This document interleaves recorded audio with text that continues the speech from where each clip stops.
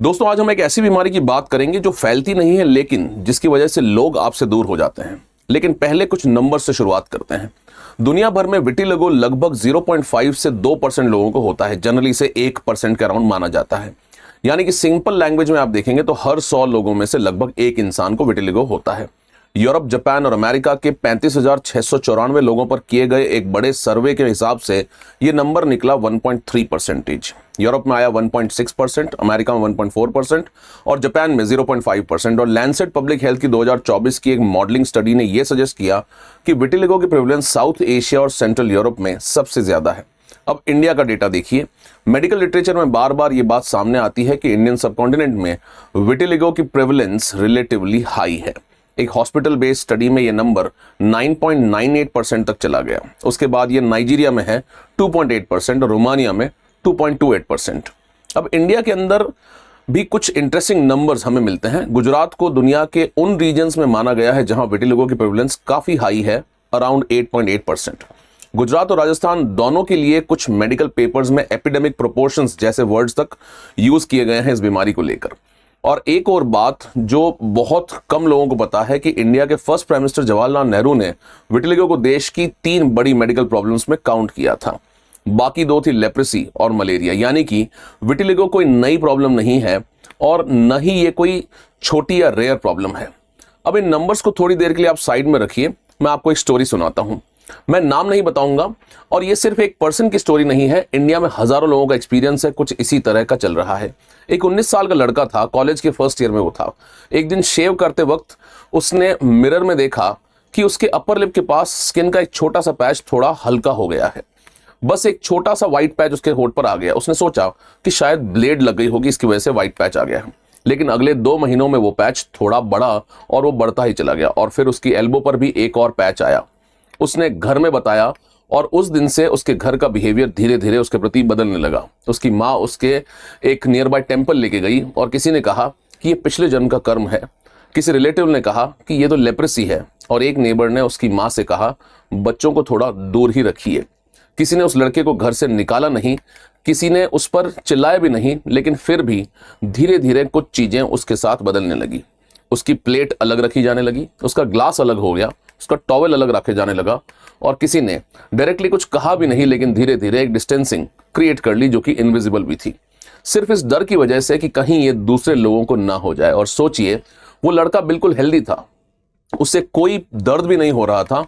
वो बिल्कुल वही इंसान था जो 2 महीने पहले भी था, लेकिन अब अपने ही घर में एक गेस्ट की तरह वो रह रहा था। यानी कि बिल्कुल अलग तरह का ट्रीटमेंट। तो अब सवाल ये है और दोनों का आंसर इस वीडियो में आपको मिलेगा कि पहला, क्या विटिलिगो सच में टच करने से फैलता है, और दूसरा, अगर नहीं फैलता है तो फिर आखिर ये होता क्या है।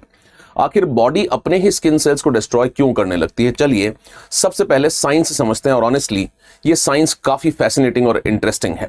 देखिए, आपकी स्किन की अपर लेयर में कुछ स्पेशल सेल्स होते हैं, इन्हें कहते हैं मेलानोसाइट्स। इनका मेन काम है मेलानिन बनाना। मेलानिन वो पिगमेंट है जो आपकी स्किन को एक्चुअली कलर प्रोवाइड करता है, आपके बालों को कलर देता है, आपकी आंखों के कलर में भी इसका ही इंपॉर्टेंट रोल होता है। और एक और इंपॉर्टेंट काम, मेलानिन आपकी स्किन को सनलाइट की अल्ट्रावायलेट रेज से प्रोटेक्ट करने में भी आपको हेल्प करता है। अब देखिए कि विटिलिगो में क्या होता है ऐसा इनके साथ में, यहीं से स्टोरी और इंटरेस्टिंग भी हो जाती है। आपका इम्यून सिस्टम जो नॉर्मली बैक्टीरिया और वायरस से लड़ता है, अपने ही मेलानोसाइट्स को एनिमी समझने लगता है और फिर वो धीरे धीरे उनके ऊपर अटैक करने लगता है और कई केसेस में उन्हें डिस्ट्रॉय भी कर देता है। अब इस प्रोसेस को स्टेप बाय स्टेप समझिए कि कैसे ये एक ऑटो इम्यून डिजीज में डेवलप हो जाता है। तो विटिलिगो से अफेक्टेड लोगों के मेलानोसाइट्स में कुछ जेनेटिक और माइटोकॉन्ड्रियल कैरेक्टरिस्टिक्स हो सकती हैं। इन कैरेक्टरिस्टिक्स की वजह से ये सेल्स कुछ सिचुएशंस में कंपैरेटिवली ज्यादा वल्नरेबल हो सकते हैं, स्पेशली एक चीज के सामने जिसे हम कहते हैं ऑक्सीडेटिव स्ट्रेस। सिंपल लैंग्वेज में समझे तो सेल के अंदर केमिकल स्ट्रेस या डैमेज का प्रेशर बढ़ जाता है। ये सेल स्ट्रेस को नॉर्मल सेल्स के कंपैरिजन में कम टॉलरेट कर पाते हैं और यहीं से एक्चुअली इस प्रॉब्लम की शुरुआत होती है कि कैसे ये धीरे धीरे डेवलप होगी। अब देखिए, जब मेलानोसाइट स्ट्रेस में आता है तो वो कुछ सिग्नल धीरे धीरे रिलीज करता है। आप इसे सिंपल लैंग्वेज में डेंजर या कुछ गड़बड़ है वाला अलार्म समझ सकते हैं। ये सिग्नल्स इम्यून सिस्टम के कुछ अर्ली रिस्पॉन्डर्स को एक्टिवेट करते हैं, जैसे डेंड्राइटिक सेल्स और एनके सेल्स। यानी बॉडी का डिफेंस सिस्टम इन सब को देखते ही तुरंत अलर्ट हो जाता है। अब ये इम्यून सेल्स जो है वो मेलानोसाइट्स के कुछ स्पेसिफिक मार्कर्स को आइडेंटिफाई कर लेते हैं, जैसे कि टायरोसिनेज, मिलान ए और GP100। इन मार्कर्स की इंफॉर्मेशन इम्यून सिस्टम के पावरफुल अटैकर्स तक पहुंचती है। इन अटैकर्स को कहते हैं CD8 plus cytotoxic T cells. ये इम्यून सिस्टम के वो सेल्स हैं जो इन्फेक्टेड या एबनॉर्मल सेल्स को डिस्ट्रॉय कर सकते हैं। लेकिन विटिलिगो में प्रॉब्लम ये है कि ये अपने ही मेलानोसाइट्स को टारगेट भी करने लगता है और यहीं से इस प्रॉब्लम की शुरुआत होती है। अब ये जो CD8 plus T cell skin में एंटर करते हैं और मेलानोसाइट्स पर डायरेक्ट अटैक करते हैं, ये परफोरिन और ग्रेंजाइम जैसे मॉलिक्यूल्स रिलीज करने लगता है और इनका इफेक्ट मेलानोसाइट्स को डैमेज या डिस्ट्रॉय करना होता है। और इसका रिजल्ट ये होता है कि स्किन के उस पर्टिकुलर एरिया में मेलानिन बनाने वाले सेल्स कम होते चले जाते हैं और वही एरिया वाइट या फिर डीपिगमेंटेड दिखने लगता है। इसे साइंटिफिकली हम बोलते हैं डीपिगमेंटेड, और वहां वो सफेद सफेद आपको धब्बे नजर आने लगते हैं। ये सबसे इंपॉर्टेंट स्टेप भी होता है कि ये टी सेल्स एक मॉलिक्यूल रिलीज करते हैं जिसे हम कहते हैं interferon gamma. Interferon gamma skin के आसपास के सेल्स में एक सिग्नलिंग पाथवे एक्टिवेट करता है, इसे कहते हैं जैकस्टैट पाथवे। और इस पाथवे के थ्रू दो इंपॉर्टेंट केमिकल्स प्रोड्यूस होते हैं, CXCL9 और CXCL10। अब इनका काम क्या है? ये और ज्यादा CD8 प्लस टी सेल्स को उसी जगह अटैक करते हैं। मतलब एक विशियस सा साइकिल बन जाता है। टी सेल्स मेलानोसाइट्स को डैमेज करते हैं, डैमेज होने पर वो सिग्नल्स रिलीज होते हैं और उन सिग्नल्स की वजह से और टी सेल्स उस जगह आते हैं और फिर वो और मेलानोसाइट्स को डैमेज करते हैं, फिर और सिग्नल्स, फिर और टी सेल्स, और धीरे धीरे ये डैमेज आप देखेंगे कि फैलता चला जाता है। एक साइकिल कंटिन्यूसली चलती रहती है। इसकी वजह से व्हाइट पैच सिर्फ एक ही जगह पर रुकने की बजाय धीरे धीरे आपके शरीर के कई हिस्सों में एक्सपैंड करने लगता है। कुछ टी सेल्स उस एरिया में परमानेंटली रुक जाते हैं, इन्हें कहते हैं tissue resident memory T cells. Simple language में ये सेल्स उस पर्टिकुलर स्किन एरिया में मेमोरी बैंक की तरह रह जाते हैं। उन्हें याद रहता है कि यहां पहले क्या हुआ था और इसी वजह से ट्रीटमेंट के बाद भी कभी कभी वही ओल्ड पैच दोबारा से रीसर्फेस करने लगते हैं, क्योंकि उस एरिया में इम्यून सिस्टम की ये मेमोरी अभी भी प्रेजेंट होती है।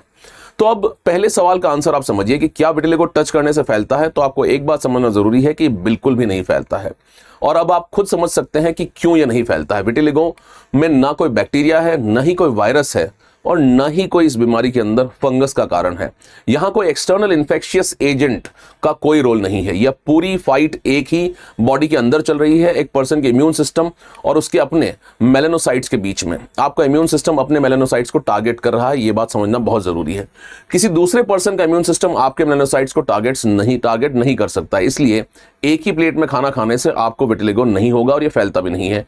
एक ही ग्लास में पानी पीने से भी नहीं फैलता है, हाथ मिलाने से भी नहीं फैलता है, इनफैक्ट गले लगाने से भी नहीं फैलता है, एक ही बेड पर सोने से भी नहीं फैलता है। किसी भी नॉर्मल फिजिकल कांटेक्ट से विटिलिगो नहीं फैल सकता है। और जो स्टोरी हमने बिगिनिंग में सुनी थी, उस लड़के की अलग प्लेट, उसकी अलग ग्लास, उसका अलग towel, medical point of view से इन चीजों का कोई भी लॉजिक या सेंस नहीं बनता है। वो उस बीमारी से किसी को भी प्रोटेक्ट नहीं कर रहे हैं, वो सिर्फ उस लड़के को एक्चुअली अकेला कर दे रहे हैं, उसे वो साइडलाइन कर रहे हैं। अब दूसरा सवाल सुनिए कि अगर विटिलिगो कंटेजियस नहीं है तो फिर इंडिया में इसका नंबर इतना हाई क्यों दिखाई देता है? और यहां हमें ऑनेस्टली दो अलग अलग बातें समझनी होगी। पहली बात, इंडिया में जेनेटिक्स का रोल क्या है? विटिलिगो में जेनेटिक्स का रोल क्लियरली इंपॉर्टेंट है। रिसर्च में यह देखा गया है कि इंडो पाकिस्तानी ओरिजिन के लोगों में फर्स्ट डिग्री रिलेटिव्स यानी कि पेरेंट्स, सिबलिंग्स और चिल्ड्रन में विटिलिगो होने का प्रोपोर्शन अराउंड 6.1% तक रिपोर्ट हुआ है, जो जनरल पॉपुलेशन से एक्चुअली काफी ज्यादा है। सिंपल लैंग्वेज समझे कि अगर आपकी फैमिली में किसी को विटिलिगो है तो दूसरे क्लोज फैमिली मेंबर में इसी बीमारी के होने का रिस्क बढ़ जाता है। इसके अलावा डिफरेंट रीजन्स के एनवायरमेंटल फैक्टर्स और ऑटो इम्यून डिजीजेस के पैटर्न्स भी इसमें एक बहुत इंपॉर्टेंट रोल प्ले कर सकते हैं। लेकिन अब आती है दूसरी बात, और यह बात बहुत ही इंपॉर्टेंट है कि क्या इंडिया में 9.98% लोगों को विटिलिगो है? तो बात यह है कि जरूरी नहीं है कि उन्हें यह हो। यहां डेटा को समझना बहुत इंपॉर्टेंट है। जो 9.98% या 8.8% जैसे नंबर्स हैं, ये अक्सर हॉस्पिटल बेस्ड या स्किन क्लिनिक बेस्ड स्टडीज के अंदर सामने आए हैं। यानी ये पूरे इंडियन पॉपुलेशन का रैंडम सैंपल नेसेसरली नहीं है, उसे रिप्रेजेंट नहीं करता है। तो हॉस्टल में जो हॉस्पिटल है वहां का अगर डेटा है तो हॉस्पिटल में कौन आएगा? जिसके पास नोटिसेबल सिम्टम्स होंगे, जिसको प्रॉब्लम ज्यादा सीरियस लगेगी, या जिसकी फैमिली या सोसाइटी की वजह से उसको एक कंसर्न है और जिसे एक्चुअली ट्रीटमेंट चाहिए, वही इस हॉस्पिटल आएगा। तो हॉस्पिटल डेटा में नेचुरली केसेस का प्रोपोर्शन जनरल प्रोपोर्शन से एक्चुअली ज्यादा होता है। और यहां पर दो फैक्टर्स और इंपॉर्टेंट हो जाते हैं। पहला फैक्टर विजिबिलिटी। विटिलिगो का व्हाइट पैच डार्क स्किन पर रिलेटिवली ज्यादा क्लियरली विजिबल होता है। एक ही डिजीज लेकिन डिफरेंट स्किन टोन्स पर उसकी विजिबिलिटी डिफरेंट हो सकती है। इंडिया में रिलेटिवली डार्कन स्किन टोन की वजह से डीपिगमेंटेड पैचेस काफी नोटिसेबल हो सकते हैं, इसीलिए लोग उन्हें जल्दी नोटिस कर लेते हैं और डॉक्टर के पास भी वह जल्दी चले जाते हैं। लेकिन दूसरा फैक्टर यह है स्टिग्मा, और यह शायद सबसे इंपॉर्टेंट फैक्टर है। जहां विटिलिगो को लेकर सोशल स्टिग्मा ज्यादा होता है, वहां लोग ट्रीटमेंट के लिए डॉक्टर के पास भी ज्यादा जाते हैं। मतलब जो नंबर हमें डिजीज कितनी है का इंडिकेटर लग रहा है, उसमें एक पार्ट ये भी हो सकता है कि लोग डिजीज को लेकर कितने ज्यादा कंसर्न है। यानी कि कभी कभी हाई हॉस्पिटल नंबर्स का एक पार्ट हाई डिजीज बर्डन भी होता है और एक पार्ट हाई विजिबिलिटी और उससे जुड़ा हुआ सोशल कंसर्न भी होता है। और जब इंडिया वाइड पॉपुलेशन लेवल के सर्वेस किए गए तो इसका प्रेवलेंस निकला अराउंड 0.89% तक रिपोर्ट हुआ, जो ग्लोबल एवरेज के लगभग आसपास ही है। तो आखिर सच क्या है? इसका सिंपल आंसर यह है कि इंडिया में विटिलिगो रिलेटिवली ज्यादा भी हो सकता है, यहां ज्यादा क्लियरली विजिबल भी होता है और सोशल स्टिग्मा की वजह से ये ज्यादा रिपोर्ट भी होता है। और तीनों चीजें एक साथ चलती है, जिसकी वजह से हम देखते हैं कि कैसे ये कहानी चलती है। अब आती है ये स्टोरी, जो सबसे इंपॉर्टेंट पार्ट है कि समाज इसे कैसे ट्रीट करता है। क्योंकि साइंस समझना तो रिलेटिवली इजी था, लेकिन असली प्रॉब्लम वहां शुरू होती है जहां समाज आ जाता है, और इसकी रूट्स भी बहुत पुरानी है। इंडिया में सेंचुरी से विटिलिगो को कभी कभी लेप्रेसी यानी कि कुष्ठ रोग समझ लिया गया है, और ये एक सीरियस मिसकंसेप्शन है, साइंटिफिक फैलेसी है, क्योंकि दोनों कंप्लीटली डिफरेंट डिजीजेस हैं। लेप्रेसी एक बैक्टीरियल इन्फेक्शन है, उसका ट्रीटमेंट एंटीबायोटिक से होता है। विटिलिगो में कोई बैक्टीरिया है ही नहीं, लेकिन दोनों में स्किन पर विजिबल पैचेस या चेंजेस आपको नजर आएंगे, और एक ऑर्डिनरी पर्सन के लिए दोनों को देखकर डिफरेंस समझना एक्चुअली आसान नहीं है। और इसी कंफ्यूजन की वजह से समाज के अंदर एक स्टिग्मा और बढ़ता चला जाता है, और फिर इसके साथ रिलीजियस बिलीव्स भी जुड़ गए। मेडिकल लिटरेचर में कुछ ऐसे बिलीव्स भी डॉक्यूमेंटेड है जहां विटिलिगो को पिछले जन्म के पापों से रिलेट किया गया है, यानी कि पास्ट लाइफ कर्म से आपके जोड़ा गया है। कुछ जगह एक बिलीफ ये भी रहा है कि अगर किसी पर्सन ने पिछले जन्म में गुरु द्रोह किया हो तो उसे विटिलिगो हो सकता है। अब प्रॉब्लम यहां से और सीरियस हो जाती है कि जब किसी डिजीज को पाप, श्राप या कर्म का रिजल्ट समझा जाता है तो पर्सन मेडिकल ट्रीटमेंट लेने की जगह फेथ हीलर्स के पास जल्दी जाता है, यानी कि वो झाड़ फूंक करवाने में बिजी हो जाता है, और इसी वजह से ट्रीटमेंट लेने में बहुत सारे साल का डिले हो जाता है। और इस सोशल स्टिग्मा का इंपैक्ट आपको डेटा में दिखता है कि मुंबई के केईएम हॉस्पिटल में 100 विटिलिगो पेशेंट्स पर एक स्टडी हुई। रिजल्ट था 97% पेशेंट्स की quality of life actually affected थी। क्यों? क्योंकि उनके अंदर डिप्रेशन के फिगर्स भी बहुत हाई थे। औरतों में करीब 63.64% और आदमियों में यह था करीब 42.86%। और 52% विमेन और 45% मेन ने कहा कि वो खुद को स्टिग्मेटाइज फील करते हैं, यानी कि डिजीज का इंपैक्ट सिर्फ स्किन तक लिमिटेड नहीं था, वो मेंटल हेल्थ, रिलेशनशिप्स और एवरीडे सोशल लाइफ तक भी पहुंच चुका था। और यहां जेंडर का एक बहुत इंपॉर्टेंट एंगल है कि इंडिया में विटिलिगो का social burden young unmarried women पर स्पेशली हैवी होता है, क्योंकि शादी एक बहुत इंपॉर्टेंट कंसर्न है। हमारी सोसाइटी में अरेंज मैरिज सिस्टम के कॉन्टेक्स्ट में अपीयरेंस या कैसे दिखते हैं, इसे बहुत ज्यादा इंपॉर्टेंस दी जाती है। मेडिकल लिटरेचर में क्लियरली डिस्कस किया गया है कि विटिलिगो वाली यंग वुमेन के मैरिज प्रोस्पेक्ट सिग्निफिकेंटली अफेक्ट हो जाते हैं, और अगर किसी औरत को मैरिज के बाद में विटिलिगो डेवलप हो तो उसके मैरिटल रिलेशनशिप पर भी इसका बहुत ज्यादा असर और प्रेशर आता है। और यही विटिलिगो एक मेडिकल कंडीशन से आगे बढ़कर एक्चुअली एक सोशल इशू भी बन जाता है, क्योंकि उस लड़की की बॉडी में जो हुआ उसमें उसकी कोई गलती नहीं है, ना कोई पाप है, ना कोई मोरल फेलियर है, ना कोई नेग्लिजेंस है। एक्चुअली बॉडी के अंदर इम्यून सिस्टम ने अपने आप ही अपने सेल्स को टारगेट करना शुरू कर दिया है। बस इतनी सी बात थी, लेकिन उस छोटी सी बायोलॉजिकल प्रॉब्लम की सोशल कॉस्ट कभी कभी बहुत बड़ी हो जाती है। मैरिज का रिश्ता भी इसके कारण टूट जाता है, जॉब अपॉर्चुनिटीज अफेक्ट हो जाती हैं, फ्रेंडशिप्स बदल जाती हैं, सेल्फ कॉन्फिडेंस डैमेज हो जाता है, और सोसाइटी का रिएक्शन कभी कभी डिजीज से बहुत ज्यादा पेनफुल हो जाता है। लेकिन अब एक अच्छी खबर यह है कि पिछले कुछ सालों में विटिलिगो के ट्रीटमेंट में इंपॉर्टेंट प्रोग्रेस हुई है। काफी टाइम तक ट्रीटमेंट में मेन ऑप्शंस जो थे वो बहुत लिमिटेड थे, जैसे कि टॉपिकल स्टेरॉइड्स या फिर टेक्रोलिमस क्रीम्स और phototherapy, specially narrow band UVB, जिसमें कंट्रोल्ड अल्ट्रावायलेट लाइट स्किन पर दी जाती है ताकि रिमेनिंग मेलेनोसाइट्स को एक्टिवेट करके पिगमेंटेशन वापस लाने में हेल्प की जा सके। और स्टेबल केसेस में सर्जिकल ऑप्शंस भी यूज किया जाता है, जैसे स्किन ग्राफ्टिंग या फिर मेलेनोसाइट रिलेटेड सेल्यूलर प्रोसीजर्स। लेकिन फिर 2022 में एक मेजर डेवलपमेंट हुआ। यूएस एफडीए ने रुक्सोलिटिनिब क्रीम को विटिलिगो के ट्रीटमेंट के लिए अप्रूव किया। यह विटिलिगो के लिए फर्स्ट टॉपिकल जेएके इनहिबिटर ट्रीटमेंट था। और अब इसका आप कनेक्शन समझिए कि याद है हमने कहा था कि जेएके स्टैट पैथवे की बात हमने शुरुआत में की थी, वही पैथवे जिसके थ्रू इंटरफेरॉन गामा और इन्फ्लेमेटरी सिग्नल्स जनरेट होते हैं और एडिशनल टी सेल्स को अफेक्टेड एरिया की तरफ अट्रैक्ट किया जाता है। तो रुक्सोलिटिनिब इसी पाथवे को एक्चुअली टारगेट करती है, यानी थियोरेटिकली ये उस विशियस सर्कल को बीच में ही इंटरप्ट करने की कोशिश करती है। और क्लिनिकल ट्रायल्स में भी एनकरेजिंग रिजल्ट्स आए हैं इसके यूज से। एक फेज 2 ट्रायल में 24 वीक्स के बाद में रुक्सोलिटिनिब क्रीम लेने वाले अराउंड 45% पेशेंट्स के फेस पर एटलीस्ट हाफ रीपिगमेंटेशन देखी गई। ये फिगर सिर्फ अराउंड 3% था। और ये लेटरेसिटिनिब जैसे ओरल मेडिसिन पर भी रिसर्च और क्लिनिकल ट्रायल्स हो रहे हैं। लेकिन यहां एक इंपॉर्टेंट कॉशन जरूरी है कि इसका मतलब ये नहीं है कि अब हर विटिलिगो पेशेंट कंप्लीटली क्योर हो जाएगा। विटिलिगो का ट्रीटमेंट लॉन्ग टर्म हो सकता है, हर पर्सन का रिस्पॉन्स डिफरेंट हो सकता है।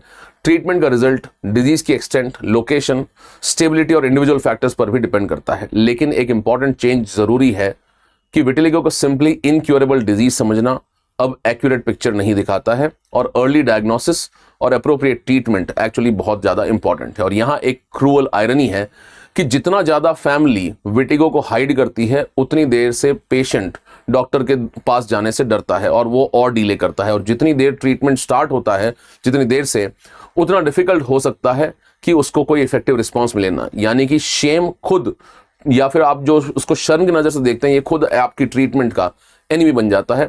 जो चीज सोसाइटी के प्रेशर की वजह से आप हाइड करते हैं वही डिलेड ट्रीटमेंट को और डिफिकल्ट बना देता है। तो चलिए पूरी बात को एक जगह रखते हैं। विटिलिगो एक ऑटो इम्यून कंडीशन है। इसमें इम्यून सिस्टम के CD8+ T सेल्स मेलानोसाइट्स को टारगेट करते हैं। मेलानोसाइट्स वो सेल्स हैं जो मेलानिन बनाते हैं और जब ये सेल्स डिस्ट्रॉय या डैमेज होते हैं तो स्किन के पर्टिकुलर एरियाज में पिगमेंटेशन कम हो जाती है और वाइट पैचेस धीरे धीरे डेवलप होने लगते हैं। इसी प्रोसेस में इन्फ्लेमेटरी सिग्नल्स और पाथवेज जैसे इंटरफेरॉन गामा और जेएके स्टैट इंपॉर्टेंट रोल प्ले करते हैं और कुछ memory T cells affected skin में लॉन्ग टर्म रह सकते हैं। इसी वजह से डिजीज कभी भी दोबारा एक्टिवेट हो सकता है। लेकिन एक बात बिल्कुल क्लियर है, विटिलिगो कंटेजियस नहीं है। इसमें कोई भी बैक्टीरिया नहीं है, ना कोई वायरस है, ना किसी फंगस की वजह से ये हुआ है। इसलिए ये एक साथ खाना खाने से नहीं फैलता है, एक साथ ग्लास शेयर करने से नहीं फैलता है, ना हाथ मिलाने से फैलता है, ना गले लगने से फैलता है और एक ही बेड पर सोने से भी नहीं फैलता है और किसी के साथ रहने से भी नहीं फैलता है। विटिलिगो किसी पाप का रिजल्ट नहीं है, किसी श्राप का रिजल्ट भी नहीं है, न ही ये किसी मोरल गलती का रिजल्ट है। और ये लेप्रेसी भी नहीं है। लेप्रेसी एक कंप्लीटली डिफरेंट डिजीज है। उसका कॉज, मैकेनिज्म और ट्रीटमेंट काफी अलग है। इंडिया में विटिलिगो के नंबर्स को समझते वक्त भी आपको कॉशन रखना जरूरी है क्योंकि कुछ एविडेंस सजेस्ट करते हैं कि यहां प्रेवलेंस रिलेटिवली हाई हो सकता है, लेकिन कुछ extremely high numbers hospital based studies से एक्चुअली सामने आए हैं। इसलिए उन्हें डायरेक्टली पूरे इंडियन पॉपुलेशन पर हम अप्लाई नहीं कर सकते हैं। इंडिया में डिजीज रिलेटिवली ज्यादा विजिबल हो सकता है क्योंकि हमारा स्किन टोन थोड़ा डार्क है और सोशल स्टिग्मा की वजह से रिपोर्टिंग और हेल्थ केयर सीकिंग भी थोड़ी सी ज्यादा डिले हो जाती है।